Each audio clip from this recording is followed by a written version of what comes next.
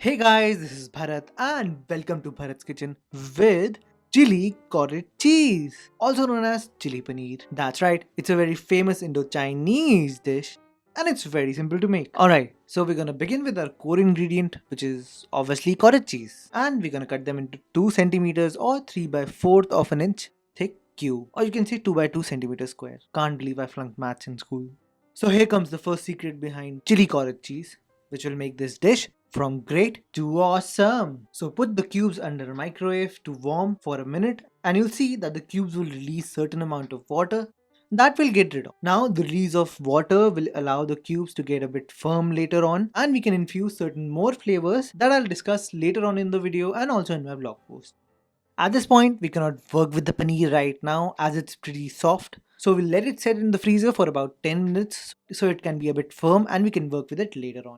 So after 15 minutes, you'll realize that the cubes are a bit firm and we can easily work with it now. So at this point, we're going to marinate our cubes with generous amount of ginger garlic paste, some salt, some black pepper. Mix everything together gently with your fingertips. So if you remember earlier, we removed the excess water inside the cube. So now the release of water has made space inside the cubes to infuse in with new flavors such as our marinade, which is ginger, garlic, salt, and black pepper. And this simple step or secret will completely change the flavor profile of the dish. So we'll keep the marinated cubes inside the refrigerator for 1 hour. So in the meanwhile, we'll chop some veggies for the sauce. So we'll begin with some green onion. And here's a tip. The green part of the green onion is basically used for dressing and has comparatively less flavor than the white part.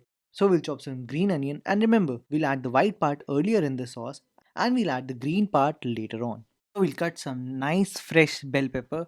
Now mistakes that most people do is that they cut from the outer part of the bell pepper.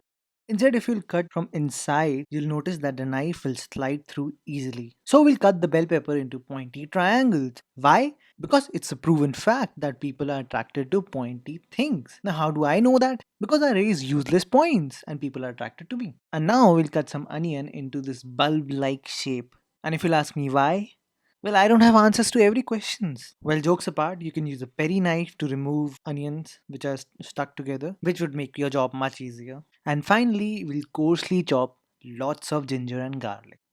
Alright, so after 1 hour in a refrigerator, our cubes look something like this. I'm just going to sprinkle some all-purpose flour so the marinade sticks completely to the cubes. Now gently, we're just going to mix everything together so that the cubes do not break. Okay, so now we'll begin to make the coating for the cubes. So in a bowl, I'm going to add some all-purpose flour, some corn flour, and here's my secret to make them stay crispy for a long time, that is oil. And we'll add some salt to taste.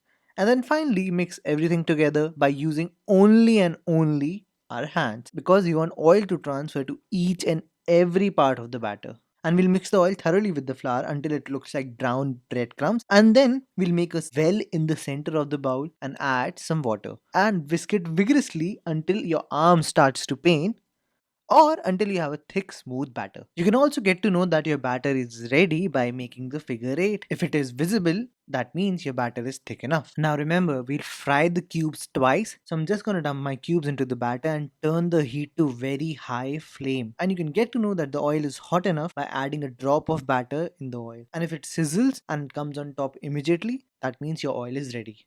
Now while frying for the first time, I'm not gonna fry all the cubes together. I'll fry just a few cubes for 2 to 3 minutes on one side and then flip them over and then fry for 2 to 3 minutes more or until they look like this and then take them out. Well, after first trying, you may notice certain cubes will be stuck together. You can separate those cubes and where the coating is lost due to separation, you can put that part of the cube in the batter and fry them when you're frying for the second time. Now this time we'll fry all the cubes together on medium flame for 4 to 5 minutes on one side, then flip them, then again 4 to 5 minutes on the other side.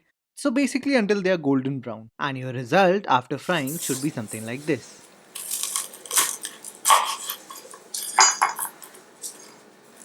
Alright, so they are pretty crispy.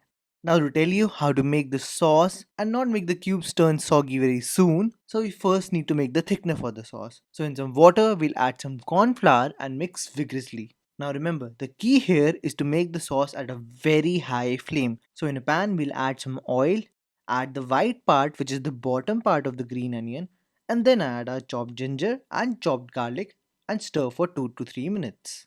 And then I'm gonna add a chopped onion bulbs, are nicely sliced from inside, pointy and attractive bell pepper, and then stir for 2-3 minutes more. At this point, I'm gonna add the thickener that we earlier made for the sauce, and when the thickener starts to sizzle, I'm gonna add some sambal. Now, given the link for the various alternatives of sambal in the description bar down below. Now, back to the sauce, I'm gonna add some soy sauce. Stir it a bit because the flame is very high, and then add some salt, some MSG, some sugar to balance the flavors, and finally, freshly crushed black pepper. Now keep stirring as the flame is very high and reduce the sauce till half. Now remember, taste your sauce before adding the cubes. You'll understand it later why I'm asking you to do this right now. Well, I suggest that you add some teriyaki sauce if you have, but if you don't have, it's still gonna be pretty good. You can easily see how much the sauce has reduced, and here's the final secret to get the crispiest result. Just turn the flame off and wait for at least 5 minutes. Why? Because you can see the amount of steam that has been released by the sauce. If you would have added the cubes earlier, this steam would have made the cubes totally soggy. So after 5 minutes, add all the cottage cheese cubes and sprinkle some green part, which is the upper part of the green onion. Mix everything together thoroughly and serve.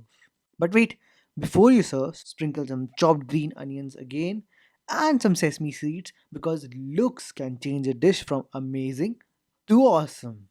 And then just dive in. So here's the real test. Is it still crispy? There you go.